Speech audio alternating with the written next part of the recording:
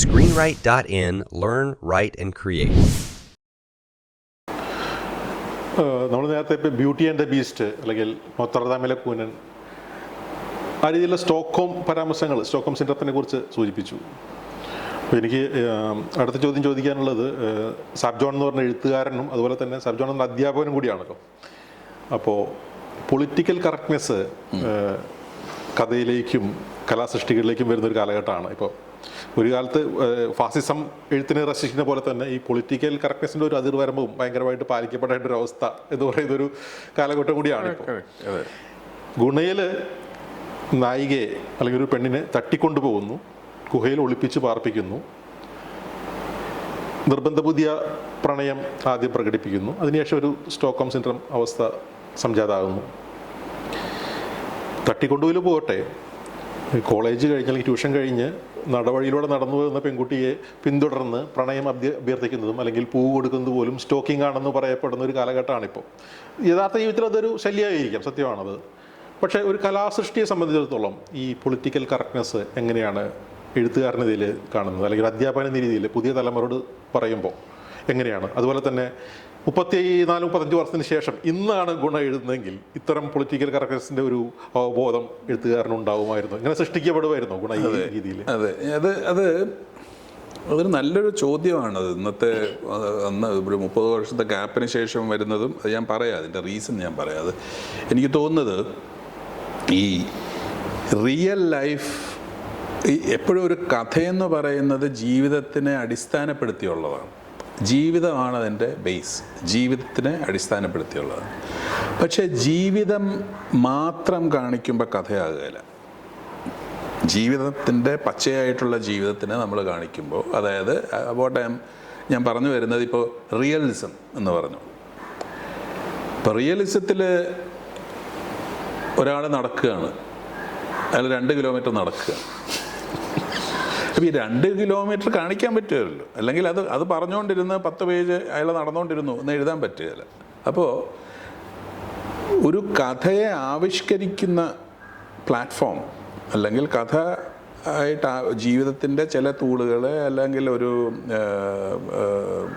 ജീവിതത്തിൻ്റെ ചില കോണ്ടെക്സ്റ്റിനെ, ചില സാഹചര്യങ്ങളെ നമ്മൾ കഥയായിട്ട് എഴുതുമ്പോൾ അതിനകത്ത് എക്സാജറേഷൻ ഉണ്ട്. അപ്പോൾ അതൊരു നോവലിസ്റ്റിക് അപ്രോച്ച് എന്ന് പറയുന്നതിനകത്തുള്ള exaggeration is to describe within the pages.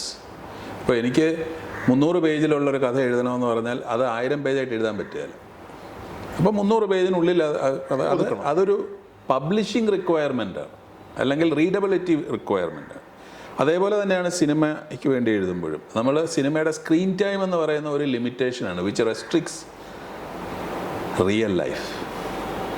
അപ്പോൾ ഇതിനകത്തുള്ള എക്സാജറേഷൻ, സിനിമയിലുള്ള എക്സാജറേഷൻ എന്ന് പറയുന്നത്, നോവലിലെ കഥകളിലുള്ള എക്സാജറേഷൻ എന്ന് പറയുന്നത് ഒരാളിൻ്റെ അവസ്ഥയെ നമ്മൾ ഏതോ ഒരു കാരണത്തിന് വേണ്ടി പൊലിപ്പിക്കും. അത് കാരണം എന്താണ്? തീമാണ് കാരണം.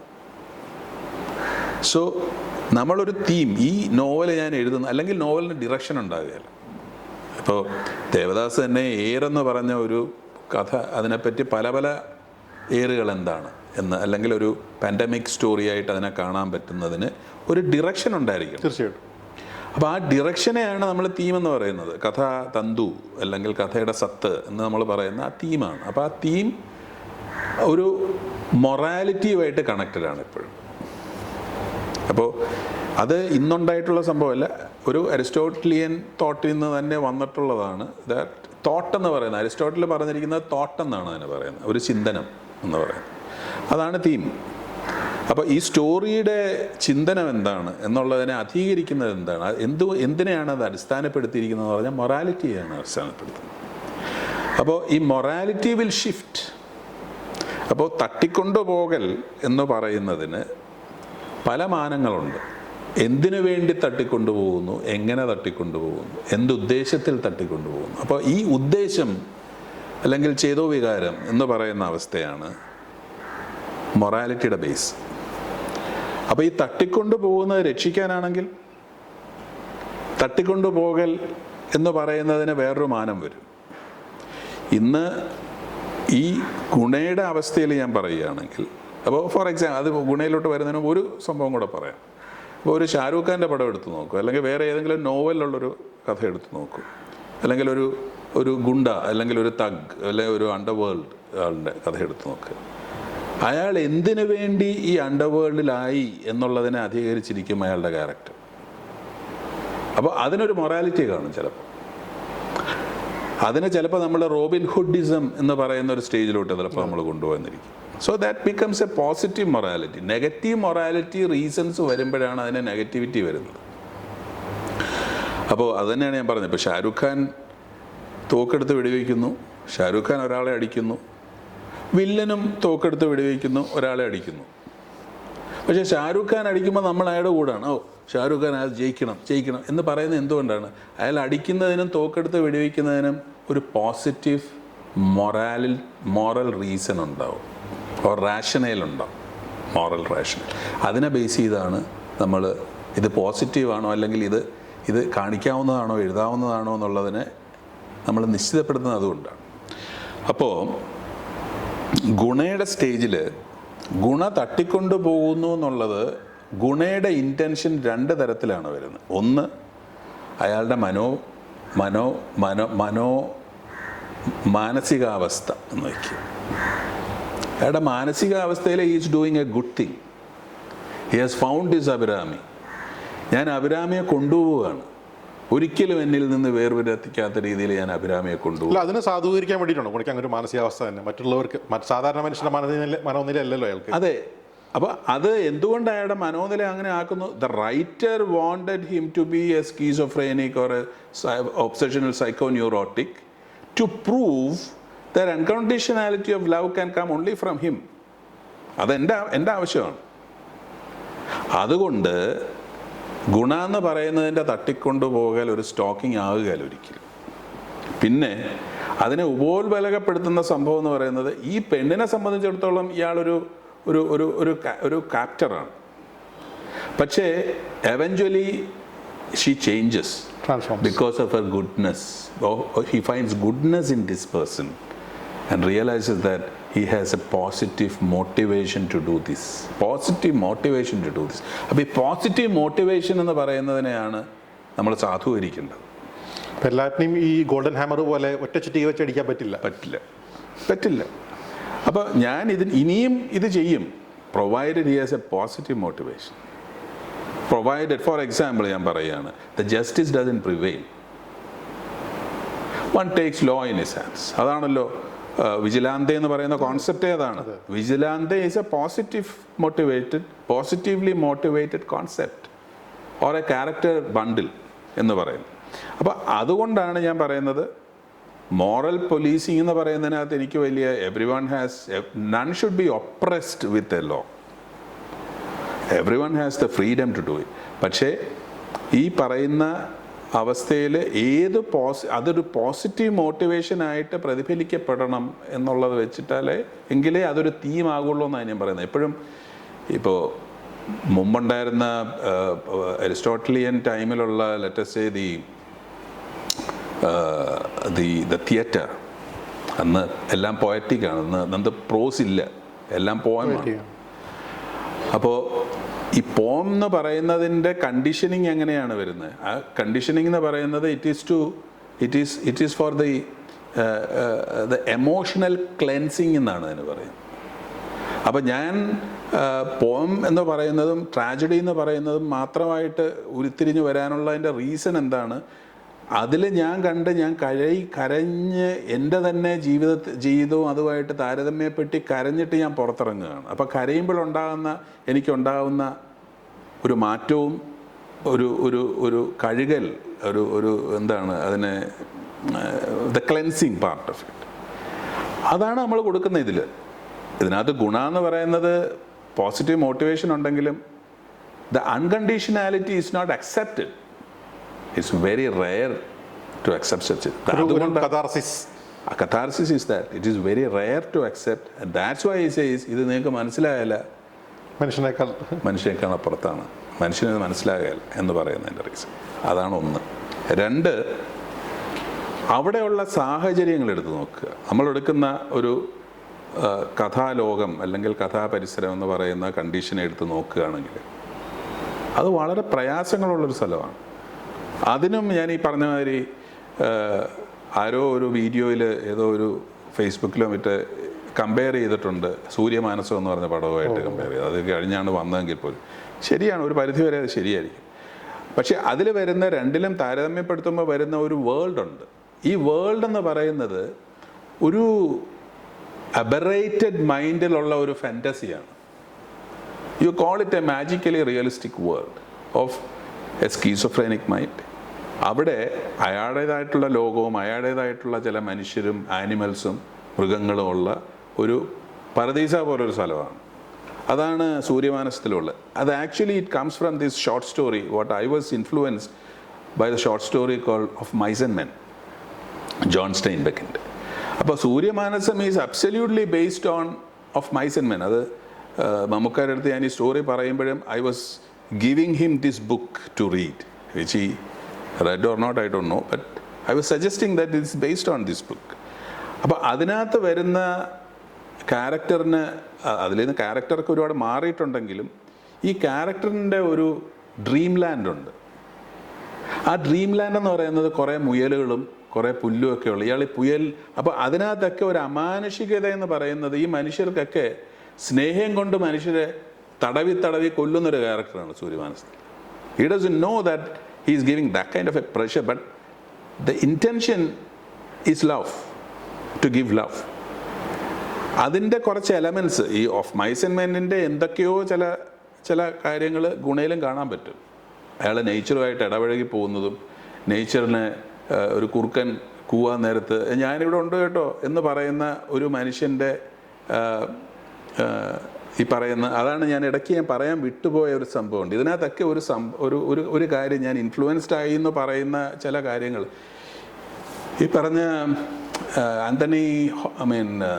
ആന്റണി ക്വിൻ അഭിനയിച്ച നോത്രദാമിലെ കൂനൻ എന്ന് പറയുന്ന ഈ 1950s ഉണ്ടായിട്ടുള്ള, അതിനകത്തൊരു ക്ലൈമാക്സ് ഉണ്ടെന്ന് പറയുന്നത് പോലെ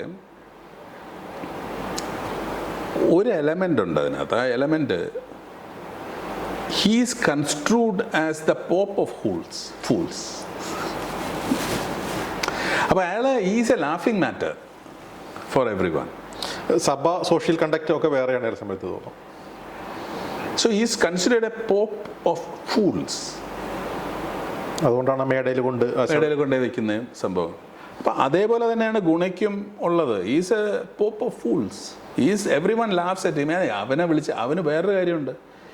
ഈ കൺസ്പിറേറ്റേഴ്സ് ഉണ്ടല്ലോ, അതായത് ഈ അമ്മയുടെ ഒരു കൂട്ടാളി പോലുള്ള ഒരാളുണ്ട്, who was managing all his, he is good at opening പരിഹരിക്കലുണ്ടോ? എന്തോ ഒരു ഈഡിപ്പസ് കോംപ്ലക്സിന്റെ element generally it has those upbringing, ബ്രോത്തലും അങ്ങനെയുള്ള അങ്ങനത്തെ ഒരു ഡാർക്ക് സ്പേസ് ആണ് അതിനകത്തുള്ളത്. അപ്പോൾ അവിടെ നിന്ന് വന്നിട്ടുള്ള ചില ഇൻകൾക്കേഷൻസും ചില ജീവിത സാഹചര്യങ്ങളിൽ നിന്നൊക്കെ കിട്ടിയിട്ടുള്ള ചില നോഷൻസും ഐഡിയാസും ഒക്കെയാണ് ഇയാളുടെ ആകെ തുകയായിട്ടുള്ളത്. അപ്പോൾ ഇയാളൊരു ഫൂളായിട്ട് കാണുകയും ഇയാളെ കൊണ്ട് ഈ ലോക്ക് തുറപ്പിക്കുകയാണെങ്കിൽ കേസ് ഉണ്ടാകുകയില്ല, കാര്യം ഇയാൾ വട്ടനാണ് എന്ന് പറയുന്ന ബുദ്ധിയാണ് അവർക്കുള്ളത്.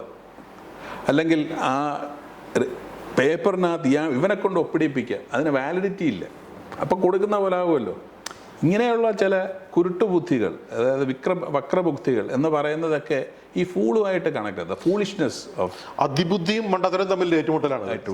അപ്പം അങ്ങനെയൊക്കെ ചില കണക്ടേഷൻസ് ഇതിനകത്തുണ്ട്. അത് നമ്മൾ ചില ഡ്രാഫ്റ്റ്സ് എഴുതാൻ നേരത്ത് വന്നിട്ടുള്ള അത് എത്രത്തോളം എക്സ്പ്രസീവ് ആയിട്ടുണ്ടെന്നുള്ളത് എനിക്കറിയില്ല. അതുപോലെ തന്നെ റോസിയുടെ കാര്യങ്ങൾ വെച്ചിട്ടുള്ള the platonism or the platonic love that റോസിയെ ഇൻ്റർപ്രറ്റ് ചെയ്തിരിക്കുന്നത്, ചിലർ ഇൻ്റർപ്രറ്റ് ചെയ്തത് അവൾ റൊമാൻറ്റിക് ആണെന്നുള്ളത്. റൊമാൻറ്റിക് അല്ല. She wants to be platonically related to this man. And he wanted, he has seen so many men. അതിൽ നിന്ന് വ്യത്യസ്തമായിട്ടുള്ള ഇവൻ്റെ ഇന്നസെൻസും ഇവൻ്റെ ഫൂളിഷ്നെസ്സും ഇവൻ്റെ ഇന്നസെൻസും അവൾ ഇഷ്ടപ്പെടുന്നു എന്നുള്ളതിലൊക്കെ it is only a platonic relationship she demands. ഒരു പ്രാഗ്മാറ്റിസം പ്രാക്ടിക്കാലിറ്റിയാണ് റോസി ഫസ്റ്റ് ഫേസിൽ. സെക്കൻഡ് ഫേസിൽ പ്ലാറ്റോണിക് ആണ്. ആ ട്രാൻസ്ഫോർമേഷൻ റോസി പറയുന്നുണ്ട്. അപ്പോൾ അങ്ങനെ വരുന്നുണ്ട്. അപ്പോൾ ഞാൻ ഈ പറഞ്ഞു വരുന്നത് ഇതെല്ലാം നമ്മുടെ ഒരു ഈ ഗുണയെ കാണാൻ നേരത്തോ അല്ലെങ്കിൽ അതിൻ്റെ ചില സാഹചര്യങ്ങളിൽ കൂടെ ഗുണ കടന്നു പോകാൻ നേരത്ത് നമ്മൾ അറിയാത്ത ചില positive moral connotations are displayed through him. അതുകൊണ്ടാണ് ഗുണ എന്തുമാത്രം തട്ടിക്കൊണ്ടുപോകലും അവസാനം കൂട്ടിയെടുത്തുകൊണ്ട് പോകുന്നു എന്നൊക്കെ പറഞ്ഞാലും we can only have sympathy for it. Like നമ്മൾ 1973 മറ്റേ സ്റ്റോക്ക്ഹോമിൽ നടന്ന ആ syndrome, the incident that develop, the lady never spoke anything bad about the captors and he was walking along with them എന്ന്. അത് കഴിഞ്ഞിട്ടും ചില സാഹചര്യങ്ങളിൽ അങ്ങനെ ഉണ്ടായിട്ടുണ്ട്. അപ്പോൾ അതൊക്കെ കൂടെ ഞാൻ പറഞ്ഞു വരുന്നത്, ഇതിനകത്തൊരു മോറൽ പോലീസിങ് എന്നോ ഇന്നത്തെ പൊളിറ്റിക്കൽ കണക്റ്റേഷൻസിനെയോ അത് നെഗറ്റീവ് എന്നുള്ളൊരു രീതിയിൽ ബാധിക്കുമെന്ന് എനിക്ക് തോന്നുന്നില്ല ഇന്ന് ഈ ഗുണം എടുത്താൽ പോലും. And it could be an adventure if I think about Guna again. For me, it could be a great adventure. I don't mind doing that also.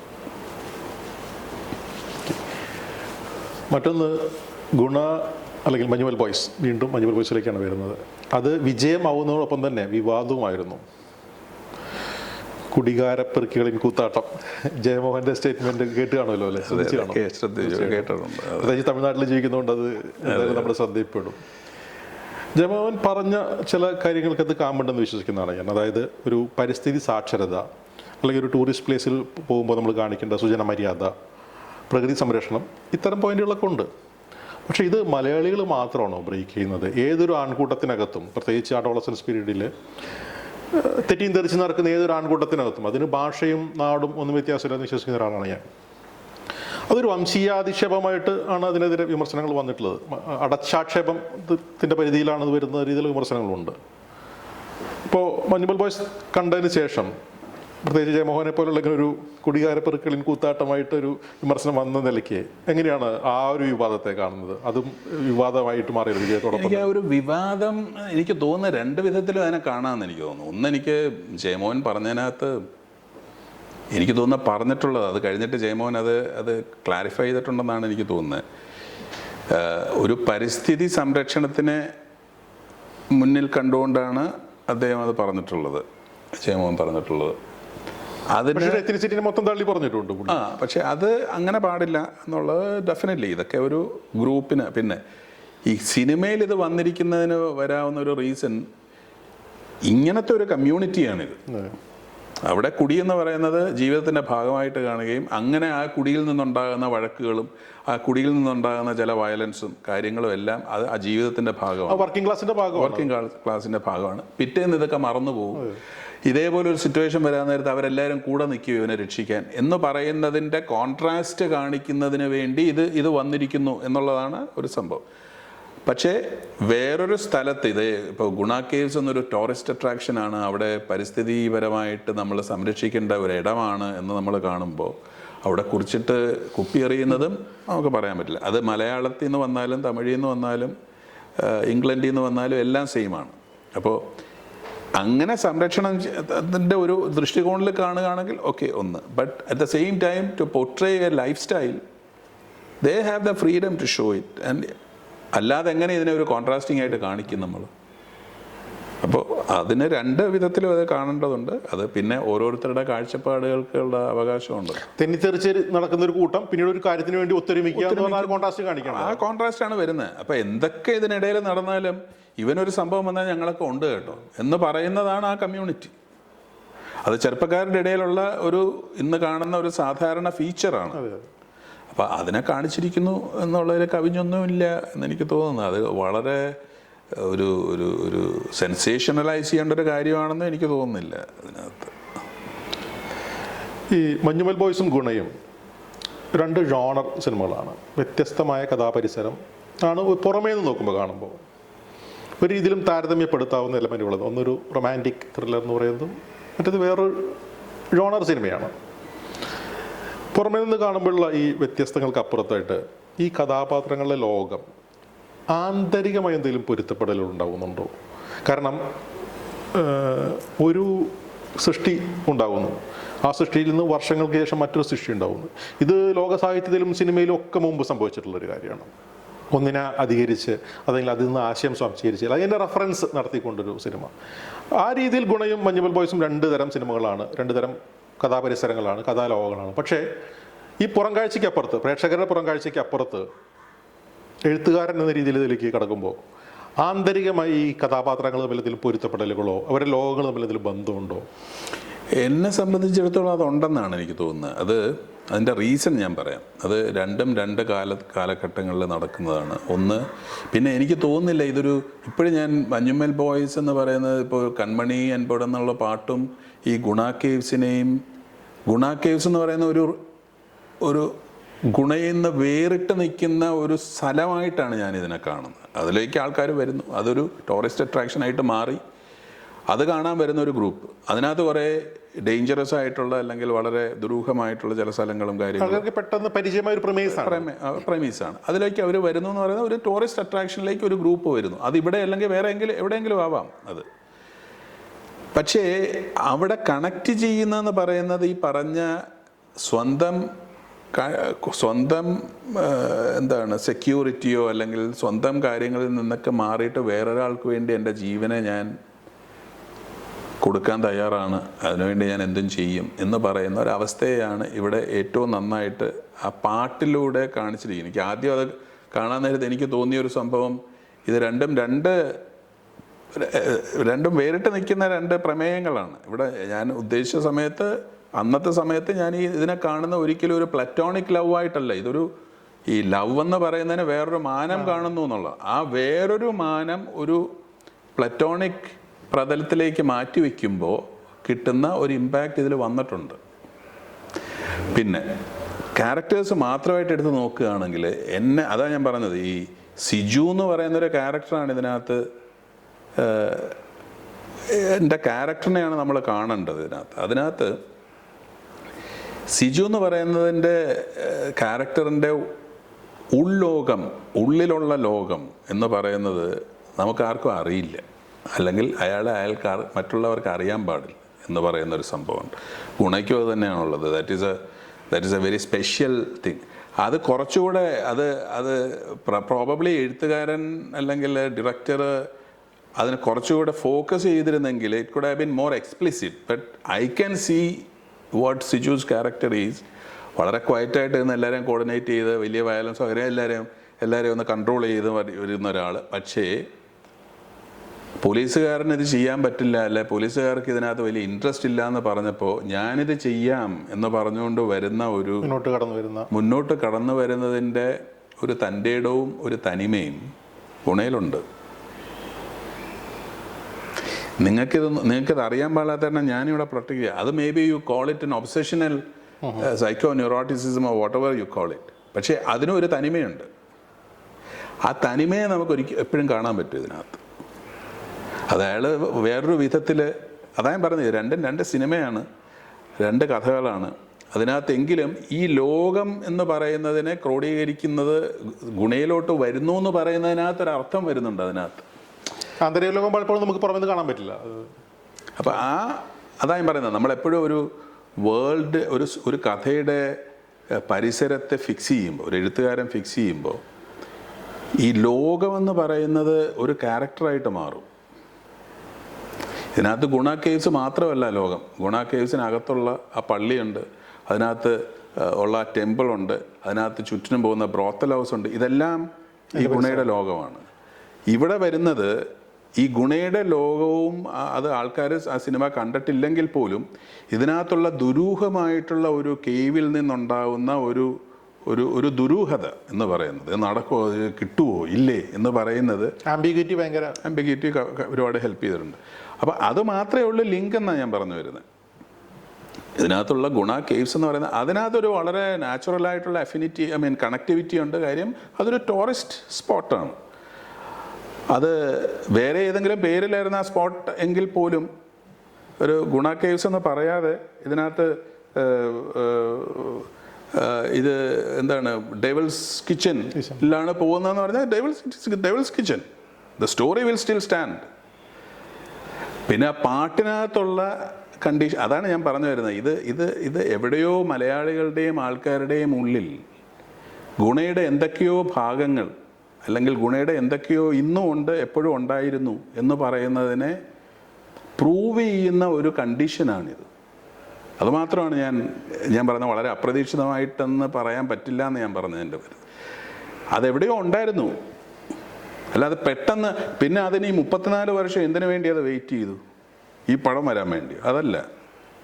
ഈ പടം ഒരു നിമിത്തമായിട്ട് വരികയും മുന്നിലുണ്ടായിരുന്ന അതിനെ പറ്റിയുള്ള അലിജിയൻസ്, ഈ ക്യാരക്ടറിനോടുള്ള അലിജിയൻസോ അല്ലെങ്കിൽ ഈ വേൾഡിനോടോ ഈ കഥയോടോ ഉള്ള അലിജിയൻസ് പൊന്തി വരികയും ചെയ്തു എന്ന് മാത്രമേ പറയാൻ പറ്റൂ. അതാണ് നടന്നത്, അതാണ് അതിൻ്റെ സത്യം എന്നാണ് ഞാൻ വിശ്വസിക്കുന്നത്. ഇപ്പോൾ ഗുണയെ വിട്ട് മറ്റ് സിനിമകളിലേക്ക് വന്നു കഴിഞ്ഞാൽ, ഉദാഹരണമായിട്ട് ചാണക്യൻ, വ്യൂഹം, സൂര്യമാനസം, ഗാന്ധാരി, ക്ഷണക്കത്ത്, ഇതൊക്കെ എനിക്ക് ഇഷ്ടപ്പെട്ട സിനിമകൾ. ഇതല്ലാതെ ഉണ്ട്, പക്ഷേ ഞാൻ പെട്ടെന്ന് ഓർമ്മ വരുന്ന കുറച്ച് സിനിമകൾ പറഞ്ഞു മാത്രമേ ഉള്ളൂ. പലതും ത്രില്ലറാണ്. ഇപ്പോൾ ചാണക്യൻ എന്ന് പറഞ്ഞിട്ടുണ്ടെങ്കിൽ വേറൊരു തരം ത്രില്ലറാണ്. വ്യൂഹം, ഞാൻ രഘുവരനെ വളരെ വ്യത്യസ്തമായി കണ്ടിട്ടുള്ളത് ഒരു സിനിമയാണ് വ്യൂഹം പറഞ്ഞ സിനിമ. അപ്പോൾ എനിക്ക് ഇത്തരം സിനിമകളിലെ നായിക സങ്കല്പം നോക്കും. ഇപ്പോൾ ഗാന്ധാരി പോലെ സിനിമകളിൽ മാധവിയൊക്കെ കൊണ്ടുവരുമ്പോൾ ശ്രദ്ധിച്ചിട്ടുള്ളത് അതുപോലുള്ളൊരു ടിപ്പിക്കൽ മലയാളി നായകനോ നായിക സങ്കല്പങ്ങളല്ല ഈ കഥകളിലൊക്കെ വന്നിട്ടുള്ളത്, ഈ സിനിമകളിലൊക്കെ വന്നിട്ടുള്ളത്. അതുകൊണ്ട് തന്നെ ഒരു വെസ്റ്റേൺ ഇൻഫ്ലുവൻസ് ഉണ്ട്. അതൊരു സാബ് ജോൺ ശൈലിയാണോ? കാരണം ഹൈവേ ഒക്കെ കാണുമ്പോൾ മലയാളത്തിൽ അതുവരെ കണ്ടൊരു പരിസരമല്ല ഹൈവേയിൽ കാണാൻ സാധിക്കുന്നത്. വ്യൂഹം വേറൊരു സിനിമ, അതുവരെ ചിന്തിക്കാത്തൊരു തരത്തിലുള്ളതാണ് ചാണക്യൻ്റെ വന്നിട്ടുള്ളത്. എന്താണ് തോന്നുന്നത് ഈ സാബ്?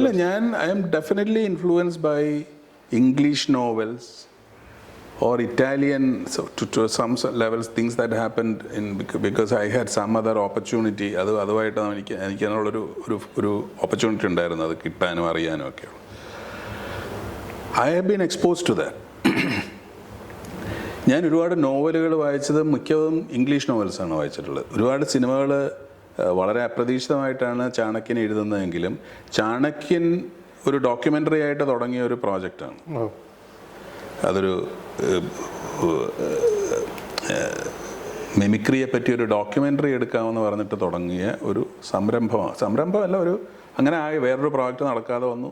അപ്പോൾ അങ്ങനെ വന്നപ്പോൾ എന്തെങ്കിലും ചെയ്യണം എന്ന് പറഞ്ഞുകൊണ്ട് ഒരു ഡോക്യുമെൻ്ററി ആവാം എന്ന് പറഞ്ഞുകൊണ്ട് വന്നതാണ്. അതിൽ നിന്ന് ഒരു ടൈം മാഗസിനിൽ വന്ന ചെറിയൊരു കോളം ന്യൂസിനെ അടിസ്ഥാനമാക്കി അതാണ് അതിൻ്റെ ഡ്രമറ്റർജി എന്ന് പറയുന്നത്, അതിൻ്റെ നാടകീയത എന്ന് പറയുന്ന ആ ഒരു ചെറിയ കോളം ന്യൂസാണ്.